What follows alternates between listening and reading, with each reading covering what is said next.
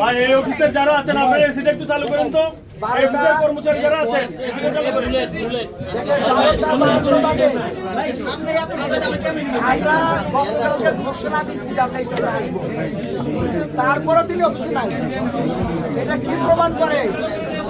হয় তিনি পলাইছেন, নাইলে তিনি চাকরি দিয়েছেন। তার অফিসের প্রত্যেকটা কর্মকর্তা কর্মচারী, একেবারে অধিকাংশ কর্মকর্তা কর্মচারী লাঞ্চের যখনই আসে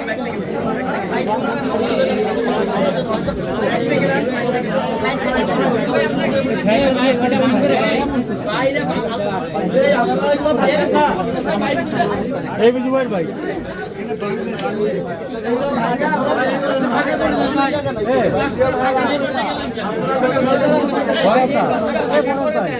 জ্ঞান আনা পেলে কিন্তু আপনার দোষ, জ্ঞান আনা পেলে কিন্তু আপনার দোষ।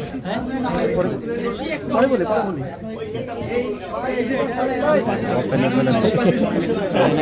জ্ঞান আনা পেলে দোষ।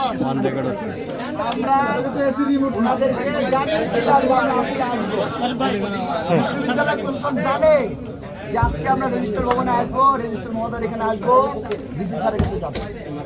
গতকাল প্রক্টর স্যার ফোন দিয়েছেন, প্রক্টর স্যারকে আমরা জানিয়েছি, আমাদেরকে ফোন দিয়েছে, যতবার আমরা জানিয়েছি। আমরা সাংবাদিকদেরকে ঘোষণা দিয়েছি, আমরা কি গোপনে এখানে এসেছি, এখানে এসেছি। আপনারা প্রত্যেকে জানেন যে আমরা আজকে এখানে আসবো। তাহলে রেজিস্ট্রার মহোদয় এখন অফিসে নাই কেন? ওনার যদি আসলে সমস্যা সমাধানের মানসিকতা থাকতো, ওনার যদি আসলে এই চিন্তা থাকতো তিনি শিক্ষার্থীদের সমস্যা শুনবেন, তাহলে উনি অবশ্যই থাকতেন। তাহলে উনি অফিসে নাই কেন? এখন তো অফিসটাই ওনার তো 24 ঘন্টা ডিউটি। ওনাকে বাসা দেওয়া হয়, ভিসি প্রভিসি 2 জন শিক্ষা অ্যাডমিন, তারপর হচ্ছে ট্রেজারার, রেজিস্ট্রার, হল প্রভোস্ট, এদেরকে বাসা দেওয়া হয়, কারণ এদের ডিউটি 24 ঘন্টা ডিউটি। উনি অফিসে নাই কেন? আমরা তো ওনাদেরকে বলে আসছি, এমন তো না যে আমরা চুপে ছাড়ে চলে আসছি। আপনারা গতকালকে নিউজ দেখেছেন যে প্রায় হচ্ছে 22 জন কর্মকর্তা, যাদেরকে আপনার কি পাওয়া গেছে, যাদেরকে আপনার পাওয়া যায়নি, কি বলে যাবে, মানে অফিসে এসে 42 জন কর্মকর্তা। দেখেন 7 কক্ষে যে নিউজ, চ্যানেল 24 নিউজ, ঢাবি প্রশাসনিক ভবন লাঞ্চ টাইমের 1 ঘন্টা পরেও, এখন তো লাঞ্চ টাইম শুরু হয়নি এখন, তাই না? এখনো দেখেন যে অনেক কক্ষে ঢাবি প্রশাসনিক ভবন লাঞ্চ টাইমে 1 ঘন্টা পরেও মাত্র 7টা কক্ষে 42 কর্মকর্তা, 42 7টা কক্ষে। পুরা রেজিস্টার ভবনের কক্ষ কয়টা আছে আপনারা জানেন? এক একটা সাইডে 10 থেকে 15টা করে কক্ষ আছে। এরকম প্রত্যেক ফ্লোরে 3টা বা 4টা এরকম সাইড আছে, বারান্দা আছে। প্রত্যেকটা যদি আপনি 15টা করে হিসাব করেন, প্রত্যেকটাই আপনার প্রত্যেক ফ্লোরে প্রায় 100-এর কাছাকাছি রুম আছে। রেজিস্টার ভবন 3 তলা ভবন, প্রায় 300 রুম আছে। এর মধ্যে মাত্র 7টা কক্ষে যে র্যান্ডমলি দেখছে 42 কর্মকর্তা নেই, মাত্র 7 কক্ষে। তাহলে এই যে 300 কক্ষ, এই 300 কক্ষে যদি যাইতো তাহলে সংখ্যাটা কত হইত? আপনারাই বলেন, তাহলে সংখ্যাটা কত হইত? আজকে গতকালকে আমরা নিউজ হয়েছে, সাংবাদিকদের অবস্থা জিজ্ঞেস করছে, আমরা ডাকসুর পক্ষ থেকে তাকে অবহিত করছি। তাহলে নিউজে তো উনি জানে, ওনার কর্মকর্তারা ঘুমায় উনি জানে, 7 কক্ষে 42 জন কর্মকর্তা অনুপস্থিত উনি জানে, তারপরে উনি 24 ঘন্টার মধ্যে কোনো ব্যবস্থা কেন নিলেন না? এখন পর্যন্ত উনি কোনো ব্যবস্থা নেন নাই। এমনকি ওনার, আমাদের ধারণা ওনার জবাব দেওয়ার মতো নৈতিক শক্তি নাই, সেজন্য উনি এখান থেকে পালাইছেন। কারণ আমরা তো ওনাদেরকে জানাই আসছি উনি এখন নাই কেন অফিস টাইমে। উনি যদি অফিসে না থাকে, ওনার কর্মকর্তারা কি অফিসে থাকবে, কিভাবে অফিস করবে? এখন তো লাঞ্চ টাইম হয় না যে উনি বলবে যে লাঞ্চ টাইমে লাঞ্চে গেছে। আর আল্লাহর রহমতে এনাদের লাঞ্চ টাইম যে কখন শুরু হয় আর কখন শেষ হয় কেউ বলতে পারে না। আপনি 12টায় আসবেন, লাঞ্চে গেছে, 12:30টায় আসবেন, লাঞ্চে গেছে, 2টায় আসবেন, লাঞ্চে গেছে, 2:30টায় আসবেন, লাঞ্চে গেছে, 3টায় আসবেন, লাঞ্চে গেছে, 2:30টায় আসবেন, 3টায় শেষ করবেন, লাঞ্চে গেছে, 2:30টায় আসবেন, বলে যে নতুন সিস্টেম শেষ।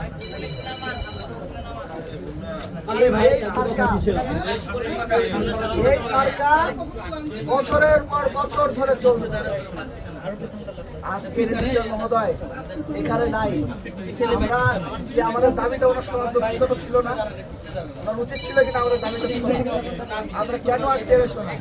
ওনার সেই এখানে নাই। 7টা কক্ষে, মাত্র 7টা কক্ষে যদি 42 জন অনুপস্থিত থাকে, মাত্র 7টা কক্ষে, তাহলে কত সংখ্যক কর্মকর্তা? অনেক সময় লাঞ্চের অফিসে এসে দেখা যায় যে অফিসে কর্মকর্তারা ঘুমাইছে।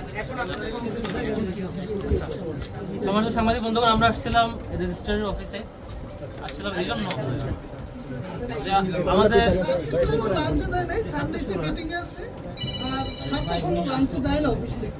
লাঞ্চ করে না উনি? উনি এখানেই খায়। আচ্ছা, ওকে ওনাকে বলা হয়েছে কিনা আমরা আসছি জানেন কিনা যে আমরা আসবো? শুনেন, নিচের নাই, আপনি ধারণা করে বলতেছেন নিচের নাই, আমি জেনে বলছি। আপনি নিচে গিয়ে দেখে আসেন আছে কিনা, নিচের নাই। সাংবাদিক বন্ধুগণ, আন্তর্জাতিক ওনাকে দিয়ে জিজ্ঞেস করেন, উনিও জানতো যে আমরা আসবো। জিজ্ঞেস করেন, দেখেন।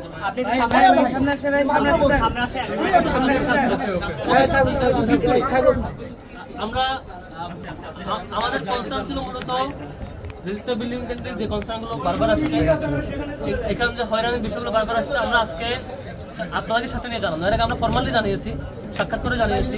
আমাদের ডাকসুর ইসি মিটিং এর রেজলিউশনের সিদ্ধান্ত হওয়া বিষয়গুলো কনসার্ন আকারে আমরা পাঠিয়েছি লিখিত আকারে প্রশাসনকে। এখন তারপর নবনির্বাচিত বিসির সাথে আমরা সাক্ষাৎ করে জানিয়েছি, কোনো কাজে লাগে নাই, বরং আমরা রিসেন্ট রিপোর্ট দেখলাম যে প্রতিদিনের সেম অবস্থা। তো আজকে আমরা জানাতে আসছি যে অতি দ্রুত প্রত্যেকটা অফিসে ফিঙ্গারপ্রিন্টের ব্যবস্থা করা হবে। এই দাবিটা আমরা জানাতে চাই, যাতে করে কোন স্টাফ কখন আসছেন কখন যাচ্ছেন প্রত্যেকটা জিনিস যাতে ওই সফটওয়্যারে মেনটেন করা হয় এবং এটা অটো মেনটেন করা যায়, এখানে যাতে কোনো ধরনের ফাঁকি ঝুঁকি দিতে না পারে। দ্বিতীয় ব্যাপার হচ্ছে জবাবদিহিতে কেন করা হয় না এতদিন, কি জটিলতা উনি ফেস করছেন সেই বিষয়ে আমরা জানতে চাইবো। আরেকটা প্রকল্প আমরা অনেকদিন ধরে ফলো আপ করছি, যে অটোমেশন সিস্টেমটা, পুরো রেজিস্টার অটোমেশন সিস্টেমে যাওয়ার ব্যাপারে অনেকগুলো মিটিং হয়েছে এখন পর্যন্ত, এখনো কাজ হচ্ছে, আগাচ্ছে, হচ্ছে না, এখন আরেকটা বিভাগ বাকি আছে, নানা কিসিমের জবাব এখানে। তো সেটা কতদূর আগে তোমার কাছে ফলো আপ করবো, আর এটা ভালোভাবে সুপারভাইজ করতেছেন প্রভিসি অ্যাডমিন ম্যাম, ওনার কাছ থেকে আমরা জিজ্ঞেস করতে যাবো যেমন কতটুকু এটা হয়েছে। আমাদের প্রত্যাশা ছিল যে খুব দ্রুত ডাকসুর 6 মাসের মধ্যে এটা হবে। 6 মাস পার হয়ে গেছে অলরেডি, এখনো আমরা পাচ্ছি না, এখন আমরা এই ধরনের মানে আশ্বাস পাচ্ছি না যে কবে আমরা এটা দেখবো যে রেজিস্টার বিলিং পুরোটা অনলাইনে চলে আসছে, অটোমেশন হচ্ছে। এখনো রেজিস্টার বিলিং এইচআর বিভাগটা এখন অনলাইনে চলে আসতে পারে। এটারও ফলো আপ করার উদ্দেশ্যে আমরা আসছি।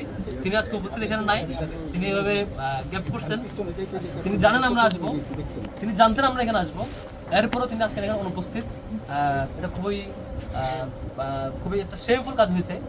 ধরেন আমরা অনেক বেশি ব্যস্ত আছে, ধরলাম মানলাম, তবু তিনি জানাইতে পারতেন যে আমি এই টাইমে থাকবো না, তোমরা অন্য টাইমে প্রেফার আমি থাকবো, আরও তিনি জানাইতে পারতেন আমি যাচ্ছি না, আমার কোনো প্রতিনিধি থাকবো। এই হচ্ছে বিষয়। স্যার, আমরা তো আজকে আসবো এটা আপনি জানতেন স্যার। ডাকসুর পক্ষ থেকে আমরা আপনার কাছে আসবো, স্যার আমাকে জানাই না, আমরা আসবো রেজিস্টার করার সমস্যা নিয়ে আপনার কাছে আসবো, আপনার কার কাছে আসবো? আপনি এখন নাই কেন স্যার?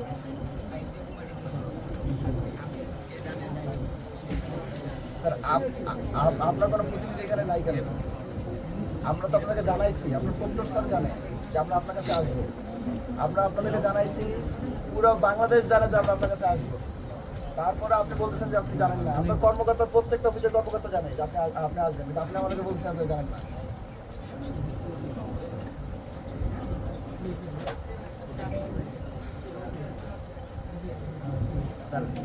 স্যার রেজিস্টার ভবনের সমস্যা,